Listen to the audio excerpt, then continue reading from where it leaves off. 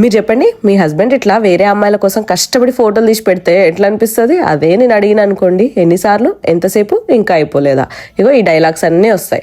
ఇంతకు ముందే అడిగిన అనమాట, ఇవన్నీ డైలాగ్స్ వినిపించిండు. ఇప్పుడేమో వీళ్ళకి మంచిగా కష్టపడి ఫోటోలు తీసి పెడుతున్నాం. మేము ఈ రోజు మాకు దగ్గరలో ఉన్న ఒక మాల్కి అయితే వచ్చినాము. ఇక్కడ మినిజో వాళ్ళు ఒక separate pink theme store open చేసిరు. వీళ్ళు ఒక ఫోటో స్పాట్స్ ఇంకా సెల్ఫీ కార్నర్స్ కూడా అరేంజ్ చేసిరు ఫోటోస్ తీసుకోవడానికి. ఆయన స్టోర్ చూడండి అన్ని పింక్ వే ఉన్నాయి. అండ్ నోమి అనే ఒక డిజైనర్ క్యారెక్టర్ అంట, చైనీస్ వాళ్ళది. అన్ని ఆ టాయ్స్ ఉన్నాయి అండ్ కీ చైన్స్ ఉన్నాయి. మోస్ట్లీ అంతా కూడా పింక్ స్టఫ్ ఉన్నాయి. నోట్ బుక్స్, పెన్స్ అన్ని కూడా.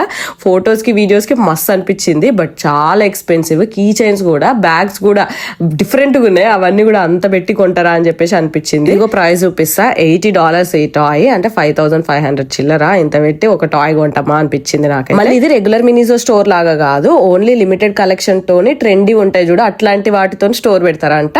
ప్రతిసారి కూడా పెట్టారు ఎవ్రీ ఇయర్.